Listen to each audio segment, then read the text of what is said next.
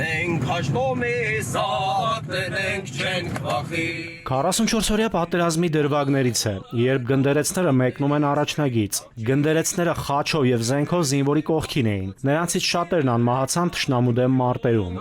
Իջել որ լինի չենք հանդուրժի պարտություն Հայոց ռազմական գործողությունների ողջ պատմությունը թափանցված է նաև հոգևորի մասնակցությամբ։ Բոլոր ժամանակներում հոգևորականությունը եղել է ժողովրդի հետ եւ որոշ դեպքերում էլ զենքը ձեռքին է գնացել կռիվել, ինչի մասն է խոսքը։ Պաշտպանության նախարար Սուրեն Պապիկյանի հրամանով փետրվարի 1-ից կդադարեցվի զինված ուժերի հոգևոր ծառայության առաջնորդի եւ հայաստանյաց առաքելական Սուրբ եկեղեցու կողմից հոգևոր ծառայողների գործունեությունը Հայաստանի պաշտպանության նախարարության համակարգում։ Դա հոգևորեն առանցքն է, որը պետք է պահի, ասենք, տվյալ զորամիավորումը հայոց առաքելական եկեղեցու կամ մեր դավանանքի շրջանակ։ Հիմա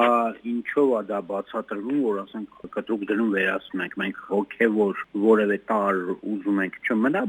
մեր բանակում։ Թե ուղղակի հայոց առաքելական եկեղեցին ենք բացառում իր մասնակցությամբ, ասենք, հնարավոր բոլոր ստրուկտուրաներում բանակային։ Դժվար պատկերացնելի որոշում է իմ համար, թե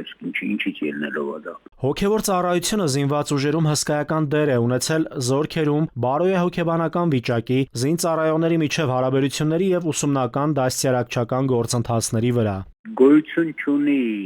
բանակ առանց հոգևոր կիրիկմայի, հոգևոր միջուկի, առանց այդ ներքին դիմադրունակության, երկնային ու երկրային հարաբերությունների փոխթափանցման գոյություն չունի բանակ։ Հայաստանի Հանրապետության եւ Հայաստանյաց առաքելական Սուրբ եկեղեցու հարաբերությունների մասին օրենքի 10-րդ հոդվածի պահանջն է։ Հայաստանյաց առաքելական Սուրբ եկեղեցին իրավունք ունի ունենալու մշտական հոգևոր ներկայացուցիչ զորամասերում։ Յուրաքանչյուր բանակի հոգևոր ինքնությունը դա անհրաժեշտություն է, որպեսզի բանակը չվերածվի ոչնչացման մեխանիզմի։